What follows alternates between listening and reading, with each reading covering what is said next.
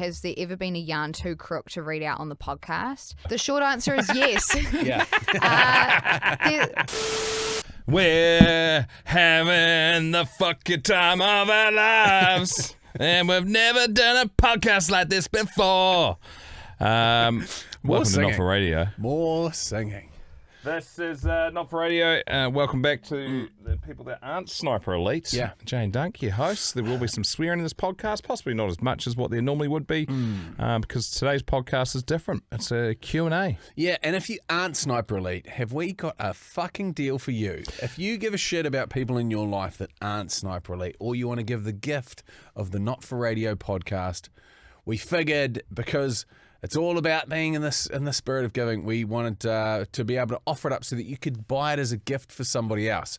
So we've set that up, and we've also for yourself, because you're a fucking champion for making it this far. If you aren't Sniper Elite, there's a 25% discount going up to the 25th. See what we did there? 25th of December, 25% discount. 25th of December, Christmas. Merry fucking Christmas, you filthy animals. So I just went through the process before, so it's super easy. So if you click on the episode show notes, jump in there's a link tree, then you go Become Sniper Elite, and it'll bounce you through to the Rover website, and then if you scroll to the bottom, that's where you're going to find buy a gift for somebody else. I think the cheapest is $47 New Zealand for 6 months, which is like, what's that, $7 in every other country. 23 quid or whatever, $18 probably Australian, or $22 Australian or something like that. 5/10 of fuck all is what we like to call it. Or you can go big dog and get them into it for a whole year, which is just a bit more. And then for yourself, that'll make it $60 for the year. Which is mega.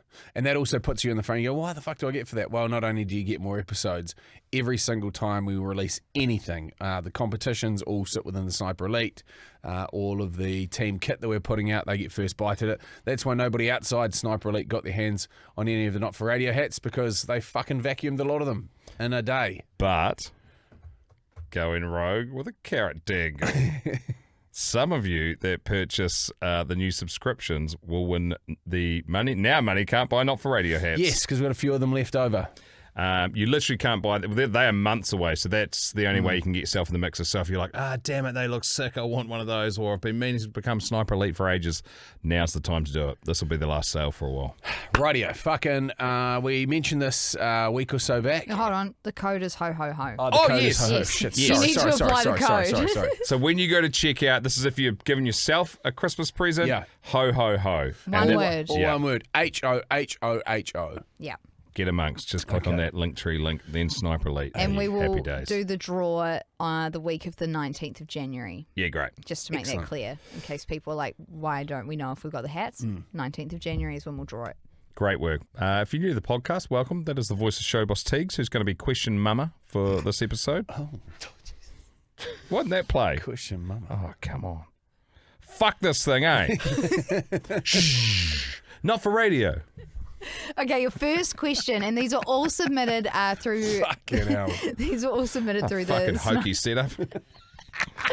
through the Snipers Nightmare Facebook group. So thank you to everyone who commented. A lot of you had very similar questions, so I've just tried to get a general taste, and we'll just get through as many as we can. Okay. Excellent. The first one is from Carl Roosden. What's changed for you both since Not For Radio really took off and blew up? Is there a change on your actual lives from this podcast?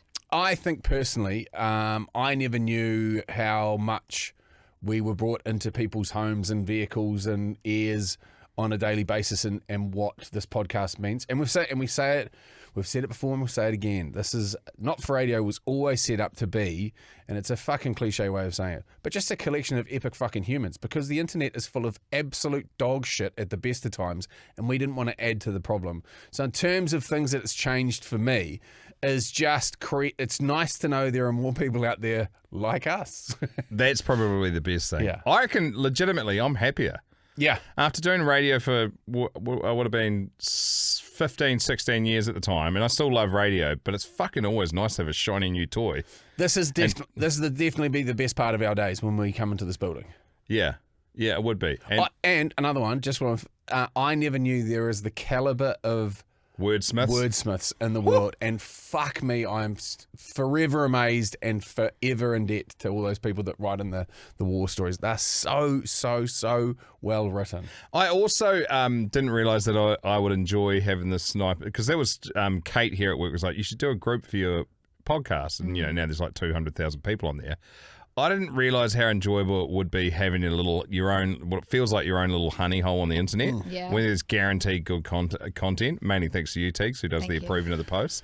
At first we just thought that's going to be way more work, but in reality it's actually taken some work off our plate and added a little bit at the same time.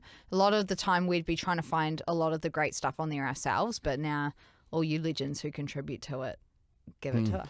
Can I just say one thing as well? Because I have listened to the Two Flogs podcast for ages, who are our good mates in Australia, and they've got Only Flogs. And I haven't joined Only Flogs. I've heard them talk about it so many times, and mainly because I'll be driving and then I'll forget about it after. But if you haven't joined the Sniper's Nightmare and you've listened to fucking heaps of episodes, get on there. Like, it's a great place to be.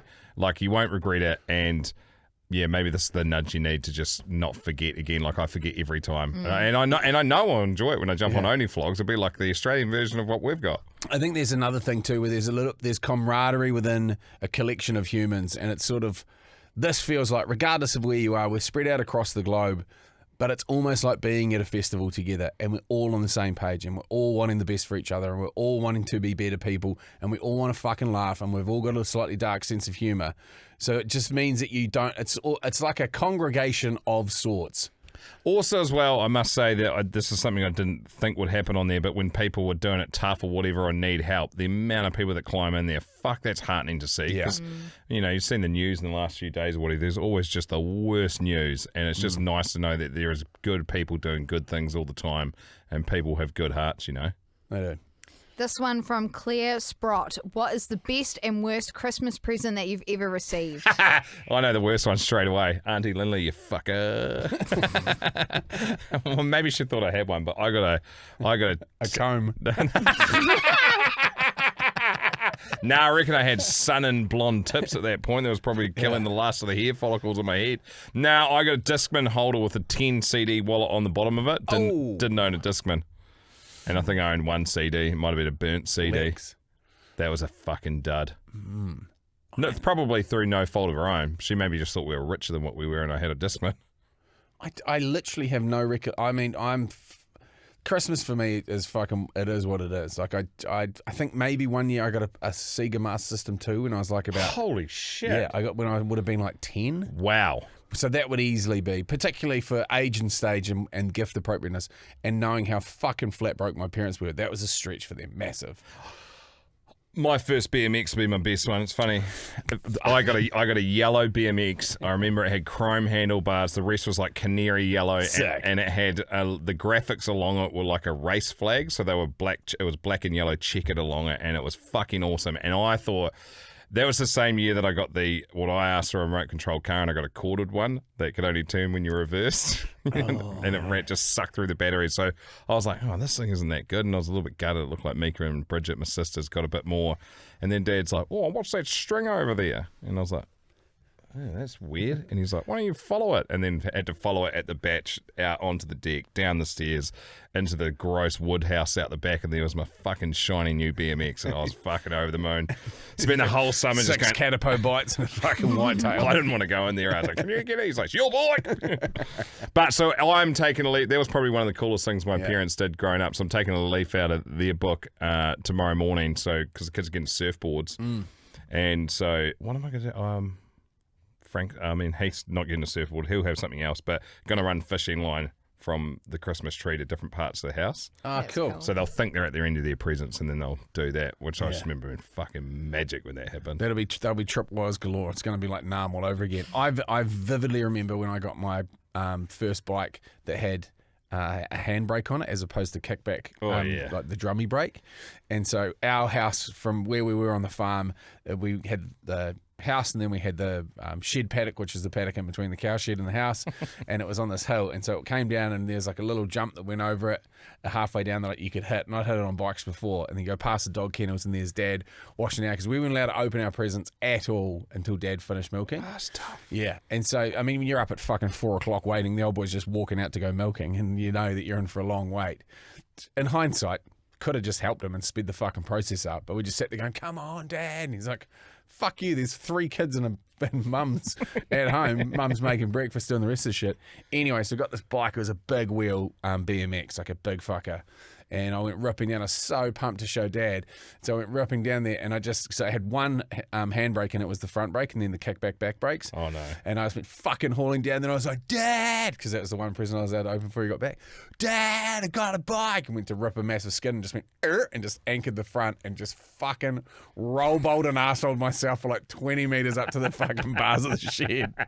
I bet Steve Reed would have been like, that was fucking awesome. Because he was just hosing down, and I could fucking locked eyes, and Dad, he's like, g'day, mate. And it's fucking all the way up to him. What did you learn? Front brakes suck. Yeah. Who puts a fucking front brake on a BMX? Next question from Nathan Kulski. Kalevitsky. Who has been your favourite and least favourite interview? I'm going to say of your careers, because I know, Jay, obviously you interviewed a lot of people at MTV. Least favourite, and it's Mike Shinoda was fucking shit house. Yeah, he was just did not get going. He was hard work. And also, I mean, this is a justification for it. Dunc put fucking 2.5 hours of his life into making a fucking interview that would be exciting and hopefully get something out of the talent. And that's what you generally do. I turn up with fucking nothing to most of my interviews and just go, let's get a vibe for this. 3 points, you only get 3 questions generally, so that's how I operate. So when someone goes out of their way to make a great interview and you give them nothing, it's the biggest slap in the face. And I don't give a fuck if you do 1 million of them a day. It is your job. It is part and parcel of what it is you have to do if you want to be doing it. If you don't want to do it, don't fucking do them. Just don't be a miserable fuck. Yeah, that one was hard work. It was a waste of my time, to be honest. Yeah, he was pretty shit. In terms of other ones, and then the other one was Evermore. Remember that New Zealand band? Yeah. Oh, man, I had a shitter with them when I was working in radio in Blenheim. They were very... The 3 brothers. Yeah. From Te Awamutu or something. Yeah, and admittedly, I was probably shit at radio back then too, but it was much the same thing. Like, they were on the phone, didn't want to be there. It's like, fuck, I'm doing you a favour. Yeah. Like, I'm promoting your music. I don't have to do this shit. Yeah, I think... you try and get the best out of it for your listeners or whatever. That would be the worst too for me. I've had a couple of Kiwi... Yeah, once again, it's the internationals that are generally awesome. Who are your favourites? My favourites, Dave Grohl's always a favourite just because he's great in an interview situation. Snoop was fucking awesome in an interview. Exhibit was awesome in an interview. Queens of the Stone Age were great. Delta Goodrum, I fucking butchered. I don't know why. I got fucking weirdly glamoured by her. She's way too hot, that's why. Yeah, it was, and so lovely, so lovely. You're like, don't be hot and nice. Yeah, potent. Pick one. yeah, all of the can't be everything. Most every red carpet session I've had, I fucking loved it because we're New Zealanders and we stick out, and we used to give them these little gifts, these little Kiwis on plinths that were fucking chipping away, and we'd make up an award for them before they went into the awards. And so when the person who's doing the fixing of the interviews is walking ahead picking who they're going to chat to, because they've only got a finite amount of time. We go, oh, we've got an award for fucking, I don't know, Jack Black for just being the fucking maddest mad dog that there is. And so when he walks up, we're like, hey, here's, like you're going into the awards, but here's an MTV New Zealand award before you get into the MTV awards for being the maddest mad dog ever. And he's like, oh, that's fucking awesome, guys, fuck, wicked. And it goes, digga, digga, digga, digga, digga, digga, digga. And then they walk the rest of the red carpet with a fucking Kiwi going, digga, digga, digga, digga, digga, digga, digga, in every one of their interviews. That's so good. Mine would be Taylor Hawkins from the Foo Fighters. That one we had with him a few years back before he died was amazing. Like he was just cool. He was in such good form. And also Gene Simmons from Kiss. He was fucking, I've talked about him before in the podcast, like easily the biggest dick energy ever. Full stop. It doesn't get any bigger. The way that motherfucker commanded a room and was great talent was just so special. Yeah. It'd be a wound to be around the whole time, but fuck, it was electric to be around him for 15 minutes. This one from Sarah Williams. What's your best parenting tip? Oh, that's a good one. I reckon a piece of advice I got, and this is not necessarily true, but a child psychologist said that your kid, it's quantity over quantity, quality over quantity, and so a kid only wants 15 minutes of your time in any one stretch. And so by that time, they generally get bored and they'll fuck off. Like that's generally how long it takes you to read a book to your kids. It's generally how long they want to hang out with you before they fucking peel out. And so when I come home, it's about just absolutely bombing my kids with attention. And it is sure enough, they're 11 years old now and it hasn't really changed. I'm front door famous every time I get home from work because my kids know that they're going to get 100% me. I don't ever walk into the house on my phone. I don't ever fucking talk about work. And it's basically, it's not overtime, but it's the time that they deserve. So you need to figure out how much time they need and how much time that they want and then try and match that because your kid doesn't tell you to do your job. They don't give a fuck about any of that other stuff. That's on you and you convince yourself that you're doing it for them, but really you're doing it for yourself. Mine would be not actually anything to do with kids. It would be the communication between you and your partner. Because if you don't have your parenting styles aligned, fuck, that causes friction and confuses the kids. So, like, if you're not a good communicator with your partner, work on that, man. Because as soon as you talk it out and you're on the same page, then you can move forward. And the kids need, they need clear instructions, clear direction. Otherwise, they just get fucking muddled and rudderless. Yeah, and also remembering that kids are kids. And you're an adult. So you're talking to a kid who has a kid brain with an adult brain. And it's fucking apples and oranges. Yeah. Like, it might make sense to you, but makes fucking zero sense to them. And I'm meant to be an adult. It still doesn't make sense to me. My other one would be, remember to be spontaneous too, because if you take a little bit of that, if you lead the way with that, kids just jump in and froth it. Yeah. Because they're so used to being told to do everything, or like, right, if they randomly go, fuck, can we go to have a Sunday right now because it's Sunday and it's 5:30, just do it from time to time. They'll be like, fucking way! Yeah. Because they get, the moment they wake up, they get told to, what to wear, what time to get up, when to have their breakfast. They don't get a lot of decisions for themselves. So that's another thing I've been meaning to do for ages was, they reckon that's quite a good thing to do is when you make your kids the boss. Make your kids the parents for the day. Yeah, and then they set fucking bedtimes, meal times. Well, and they have to feed you and shit too, and they realise how hard it is being a parent. Apparently, they get quite a bit of respect out of it, so that's on the to-do list for summer. Yeah, JK was saying, we caught up this morning, and we were literally just talking about this because his family are now starting to leave the nest. He's got older kids. And so he'd be away on a rugby tour. This is back in the day where you go on tour for fucking almost 6 months, Miss birthdays, miss fucking sports games, miss all that stuff, miss it all. And so he would come back and he's just like, say their kids' birthdays in the middle of the year and he's away on tour. He gets back and he goes, happy birthday, it's your birthday.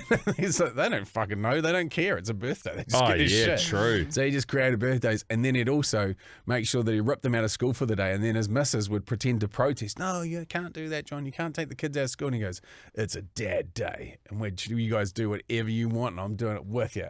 And it would generally be like movies and ice cream and fucking popcorn and shit. So good. And he goes, and they're like in their 20s through to 30 now. And you go, what is your favourite memory? And they're like, fucking dad day. You just going to drop us off at school and just fucking driving straight past the gate and fucking off.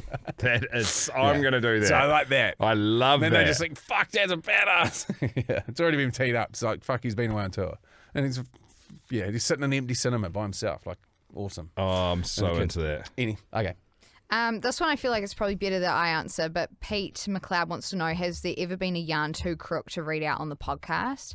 So usually all the yarns that come through, I filter them first and then I give them to you guys and you pretty much read them for the first time. Which, and it's, what can I just say, the ability to, if you want to know how well Showboss Teagues knows us, like fucking intricately, Swiss watches, knows how, it's amazing, or never fails to amaze me how you know how to drive us. Like, we are two completely different vehicles. Duncan, high performance fucking race car. I'm just a fucking old tractor that's continuously breaking down. There's a little bit of TLC that needs here, a little bit of fucking avgas down the carby every now and again. Tractor that likes going off road though. Yeah, exactly. But it doesn't like got a road Lamborghini engine. Yeah. It looks like shit though. The Lamborghini tractor, the original.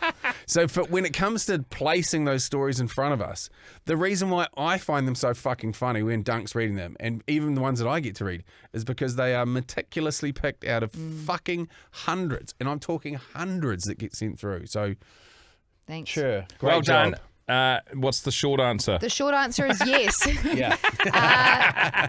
So obviously, like, we do include some of the drug stories and stories of intoxication, but there's always a limit. So if there's ever anyone that's like really dangerously hurt, or there's a lot of drink driving stories that come through, which we're just never going to tolerate because globally that is not okay. We do not endorse that at all.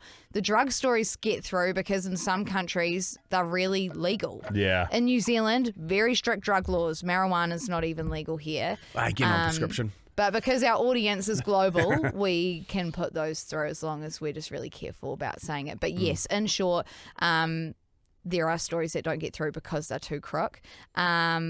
Or just really disgusting. Like, if there's not a funny kicker and if it's just sad or gross, then no.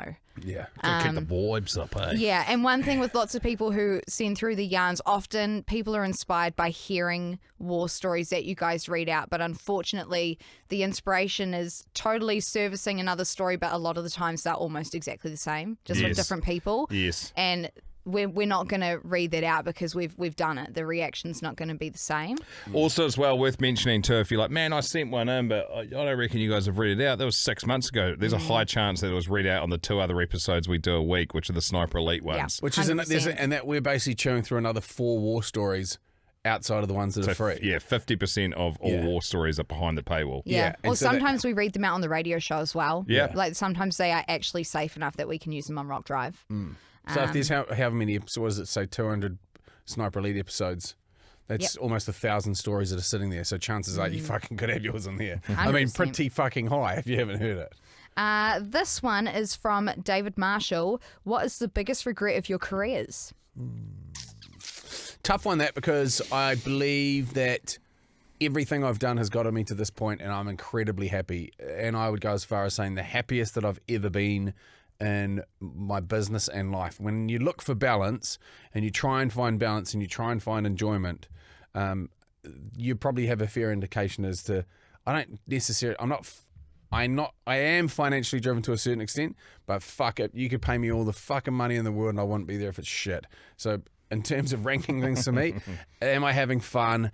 Am I being pushed to be better? Am I surrounding myself with people that inspire me? And then money sort of sits in underneath that. Like, obviously, you got to pay the bills with some stuff, but yeah, it's those things that get me out of bed first. So in terms of regrets, no real regrets. No, I'm the because- same. Everything I've done in my career has led to this, and I'm happy where I am now. I've also been relatively happy my whole career as well, and I don't think I've made a couple of small fuck ups, but nothing too detrimental that I lose sleep over. I've made business fuck ups and lost hundreds of thousands of dollars, but that's, once again, those are fucking lessons that you learn, and then you go, well, I fucking won't be doing that again. And now they're funny. They're part of the podcast content. Yeah. This one from Dave Blair. Well, you guys said that you got to be honest. Well, the other half just heard me listen to this reel, which is the video we put up in Snipers of you guys saying we're doing a Q&A, and said, oi, ask him who has the bigger sword. Dunc, easily. I'm hung like a field mouse. I legitimately don't know the answer to that. We haven't had a cock off, but I've never seen Jay's dick. no. I've slept in the same room as him so many times. But Yeah. I've never seen his dick, and I want to keep it that way. Yeah. To the point where I hadn't even listen to that fucking sexologist episode that everyone bangs on about, where Jay's like, I refuse also. I do all this crazy weird, and all I know is he's like, I do crazy weird shit, and I want to normalize that. I don't even fucking want to hear that. There's some stuff for me that should be off limits, including Jay's dick size. Yep. Well, I put it this way: it's large enough for my missus to continually want to have sex with me. So I guess it can't be that shit. fits. Yeah, This one from Sean Lucan. and that's rough because I wouldn't fuck me. This is a question for Jay. Have you talked to your boys about them possibly getting alopecia? Yes. Yep. So That's a great question. Yeah, it's a really I thought it good was good question. too. So basically, backstory to that, my wife has alopecia, which is an autoimmune disease, which is where her immune system fights her hair follicles and prevents them from growing, which is pretty crazy. So the funny, not the funniest thing, but it's one of those things. Say, for example, you grow up with a parent who's in a wheelchair, or an amputee, or you grow up with a parent who is from one part of the world where their skin is incredibly dark and the other parent is incredibly light skinned. It's your normal, so you never know that it's that. Obviously, you see other kids' parents and you go, hey, mine don't look like that. And the boys probably get that with Anna to a certain extent, because she is probably 90% of the time without a wig on, like I'd say, particularly in and around home, and often out as well. And then there's all the people that look at her, and now they're at an age where they're clocking people looking at her, and there's a certain level, generally speaking, if you're a young woman with no hair, the indication or the instant reaction is to think that they're going through chemotherapy. So there's she looks way too healthy. Yeah, shit. Or either that, or they're like, fuck, someone that drinks a lot of piss while they're on chemo. So I think when we had the conversation, when they started to notice it, and we had the conversation with them, there's this incredible book which has been written about talking about a girl who loses her hair, and it was really like watching Anna read it for the first time and rehashing all of those emotions, because you're still a human. You're just different because you're missing a part of your body. And there's a lot of people that are missing parts of their body, still thinking of themselves as normal. But that's basically the reason why they came about, because Anna wanted to get tested to see if it was going to be a genetic trait that would be passed on to our boys. That's when they found out that my swim was a shithouse and went fucking nowhere. And so that's when we went through the fertility process and went through IVF. And as a result of that, one sperm that fucking didn't even wiggle, they just sucked it up, one out of a shit bunch. Best, not even the best, just one out of the shit bunch. Just cattle prodded it in. Jammed it through, so they normally put it next to the egg it swims in. Not even that. They fucking ICSI, which means that they injected it into the egg itself, and then as a result of that, it unzipped and became two little souls. We've got a photo of the boys when they are what's called a blastocyst, which is a collection of cells, which is a viable embryo. On a petri dish or something. Yeah. So yeah, long story short, yes, we have had the conversation with them. Our boys are very, particularly Anna, we're on, as Dunc was saying before, parenting styles very similar. Hold high expectations. Don't lie. Just because you do something bad doesn't mean that you can sort of cover it up. And there's been countless times, like the boys say to me, like if I'm having a dart, they're like, "You're smoking." And I'm like, "Oh yeah, I'm trying to reduce this to the point where it stops." But I started doing this when I was fucking 2 years older than you guys, and they're like, "Holy shit!" Not that I've continually punched darts that whole time, but that was when I first did it. So it's sort of, we have those conversations with them about everything, fucking birds and the bees and every different sort of person that makes up the world and what we think is right and what we think is wrong, because obviously that's a sliding scale for a lot of people as well. And they're like, well, so-and-so's parents do that. And I'm like, well, they're not my fucking kids, so I don't give a shit.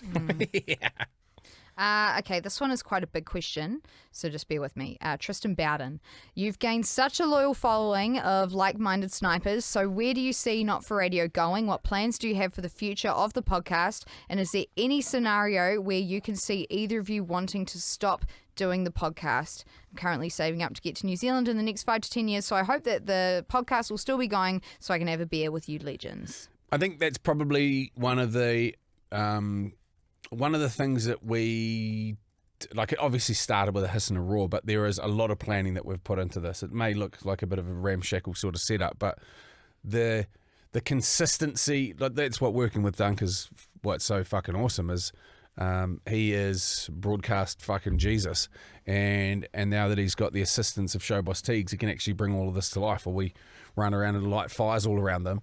But in terms of a long-term plan, I would say that we'll be doing this podcast longer than we have a radio career, would be an easy way of saying it. We've just recently re-signed for 3 years with The Rock to do our radio show in conjunction with the podcast. In terms of, we want to build Not For Radio, and it's a collection of fucking great humans. And so what does a collection of great humans want? They want to catch up with each other. They want to spend time with each other. They want to have specific spikes in their lives where they go, fuck, I'm going to remember that for the rest of my life. And so what we're wanting to do is series of trips around the world to catch up with people in the UK and in Australia and over in the US and Canada and South Africa and the likes. And that's probably what we're trying to tick off in the next wee while. We spoke about it yesterday, not necessarily doing live shows per se, but a element of a live show. Say, for example, there's a massive All Blacks England game over in the UK or fucking Wales or whatever. We could go over the night before the game. There's going to be a lot of people in town, expats, locals and that, and fucking park up at a pub and have a 200-room setup where we go and do like a live podcast there prior to the footy or something to that effect. Do you know it'd be even better? I was just thinking, like, that's the excuse to be in town, but then watch the game of footy at the fucking pub. Yeah. You're with everyone you want to hang out with. Yeah. That'd be sick. That also the thing that's tricky as well, as long as we do radio, just because of the constraints of radio and when you're always in ratings survey, it makes it very difficult to get away, which is hence why we've talked about it, because essentially we're in ratings survey from January 30th to November 15, with 1 week off in the middle. So if we go away, then we're going away and potentially dropping ratings of the show because we're going away to do Not For Radio. So it's a real fine balance.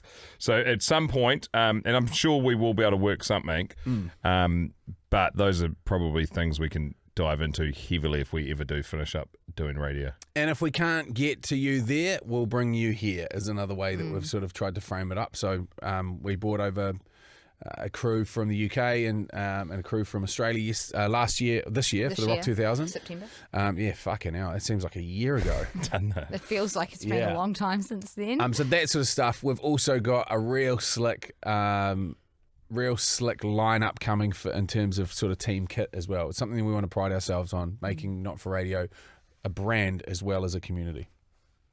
So I hope that answers the question. This next one from G Mac. The two of you guys look tight, but what's the most heated argument that you've ever had, and what was it about? Keep up the great work. Up the wires. Merry Christmas. I can tell you what it is. The most heated argument we've ever had. We've only had one. Yeah, it was because we've only had one, and it wasn't even an argument. I was being fucking useless, didn't do my job. The old producer at the time highlighted that fact. Dunc was unaware of it, played it out. No, I was aware of it. Yeah. I was trying to find an angle for the break because I knew he didn't have... Yeah, so essentially, it's just fucking such a dumb thing. So Jay put in, our old producer had a fucking beaner's bonnet about marking a piece of audio. Like, if you're going to load it from a 7-minute piece, it needs to be marked at 2 minutes 23, and the audio goes from there. Which is understandable, and it's what everybody does that does their job properly. However, I didn't do that. Jay didn't do it, and I realized, and Jay was out of the studio. I realized, like, and I was like, hang on a minute, where's that piece of audio? He's like, I didn't mark it, so I haven't loaded it. I was like, we've got the fucking break coming up. I was like, well, let's just make a gag and just play it, and then wait and see how long it takes for Jay to realize. And then Jay was like, 7 minutes condensed into a minute where it was chipmunk chat, like. Is that what it was? Like, I remember. We speeded it up. Yeah. And then Jay was like, what the fuck is this? Like, and went on the offensive defense. Yeah. And then we had a bit of a fucking blow up over that. And I was like, I legitimately was like, oh, well, this could be a gag that works. You thought I was having a crack, and you're like, if you want to fucking say something to me, say it. I was like, motherfucker, it just wasn't a piece of audio for me to play. Did the best with the cards I was dealt. Yeah. And then Jay probably went home, probably still a little bit angry. Then I think Anna told you to pull your fucking head in, didn't she? Well, that was Anna's good at that. it was 100% my fault, and we've always said from the beginning, we're not so small. We're not going to leave the studio fucked off at each other because we're just lucky that we just get it. And Dunc, poor fucking bastard, just has to talk me off a ledge more than get me on it. Yeah. So 1 in 6 years or whatever it's been. Yeah, and Dunc's just the most even-keeled motherfucker that you'll ever come across. Until I'm not. Yeah, until you're not. And then you tell some chick to fuck off. I don't want to play your shit fucking drinking game. Go fuck yourself. Fuck your tippy cup, motherfucker. Yeah. Slappy cup, tippy cup. Yeah. Next one. Had enough, bitch. Fuck off. I didn't know. Did I say bitch? No, you didn't. You said we've been polite. And fuck, I don't know how else I can tell you this, but fuck off. Pretty straightforward. Everyone's got their breaking point. They do. Yeah. Ethan Rowling, the triple threat this question. What were the reasons for you guys individually to want to work in radio? What were the challenges of getting into the radio industry? And has working together helped your success, or has building a solid foundation in your own craft reflected the growth of both of your careers? Part 1, did work experience at a few different places, had done bricklaying, realised that was fucking a hard way to make money, went on work experience at a radio station, got part-time, full-time work off that, and I was like, oh my God, I could just drive around a flash truck, hand out fucking muffins. That is way better than carting bricks around a building site. Fuck being a bricklayer. And then sort of just kept being the yes man and just weaseled my way in that way. And that's what so many people have done in radio, is just be the reliable guy that turns up, or girl, and says yes every time, turns up on time, has a fucking full license. And then if you're passionate about something, then you're prepared to do that. If you're not passionate about it, you just get fucking chucked off the wayside like many people do.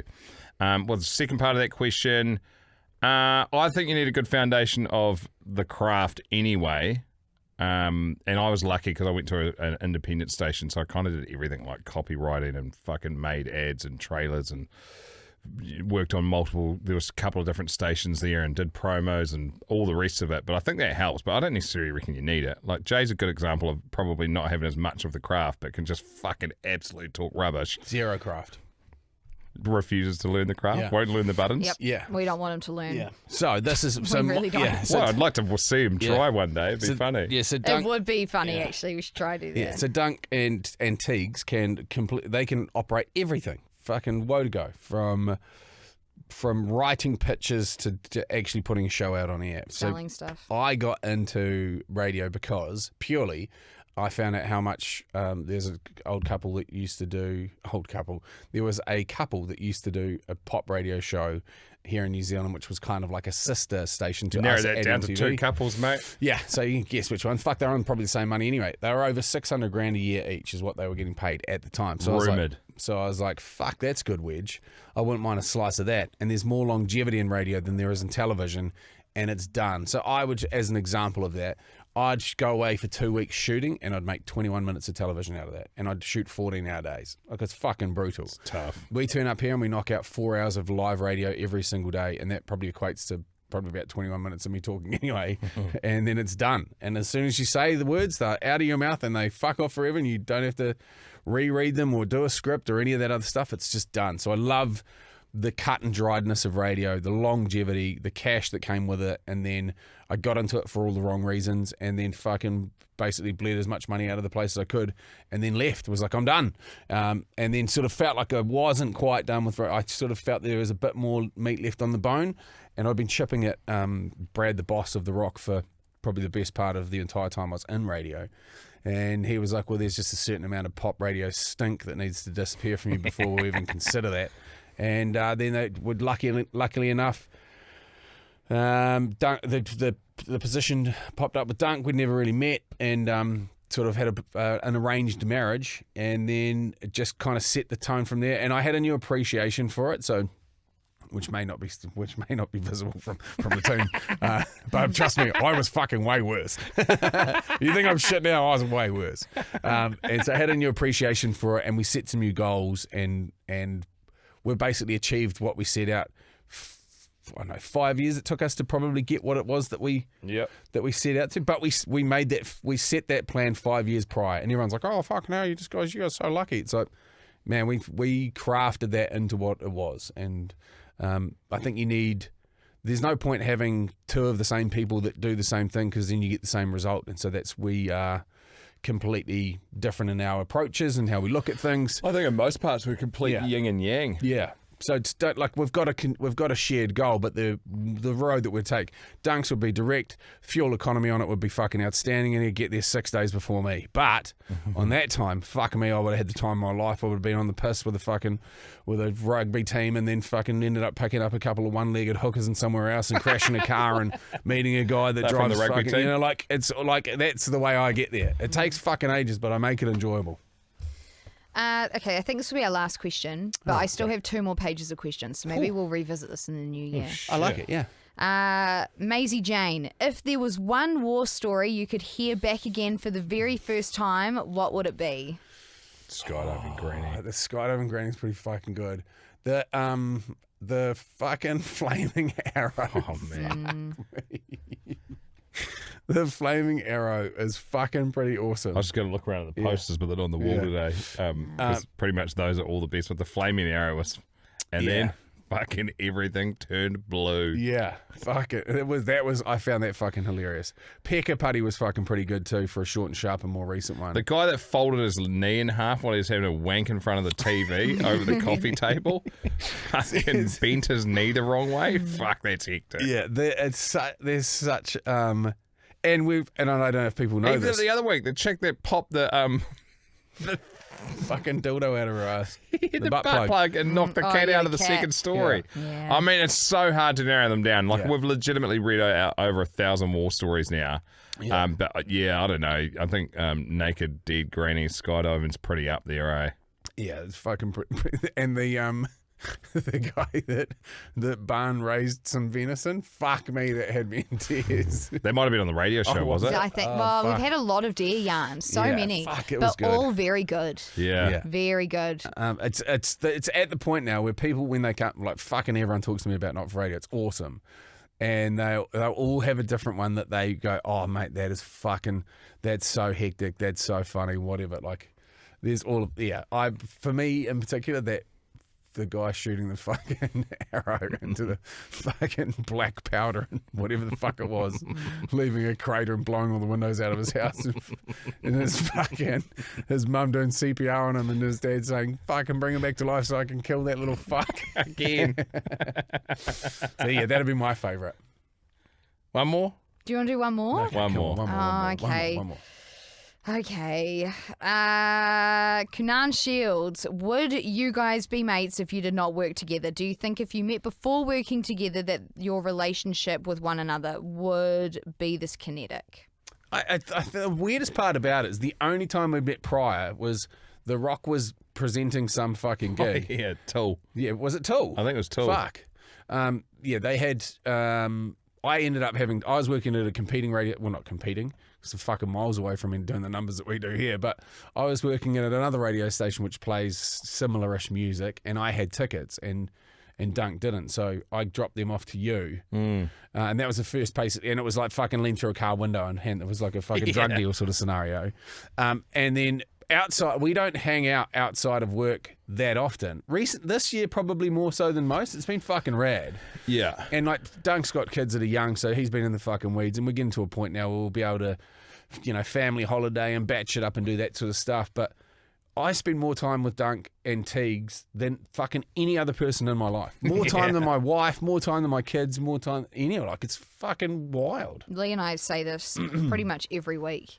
In the producer booth, we're like, man, we all really just spend. Well, we also know so much about our lives. Like, it's Lee and I's job to listen to everything that you guys say, and vice versa. It's crazy. I recall more about what you guys have said than what my family would say. Yeah, because partly I get paid for it, but also because you just have to know everything about each other. And it makes us work so well too. Yeah, but Teagues runs, and so this is the weirdest part about it. So the tractor's fucking just in full auto, just fucking always chugging forward. So Teagues is running ahead, opening gates so I don't run them over, and then fucking lets me go through them, and then runs them behind and picks it up. Like you're running 3 different timelines. In the future, in the present, and in the past, picking it all up, it takes a special person to be able to do that, and I don't have that skill set. So that's fun. I didn't know if I was going to enjoy that, but yeah, I could do that again. Well, we're going to have to, because we still have so many that we didn't get to, and they're all really good. I think the next one we'll put behind the paywall. I think, there's so many great ones. Well, so maybe we'll do that and when you guys come back in January. A nice way to ease back into it.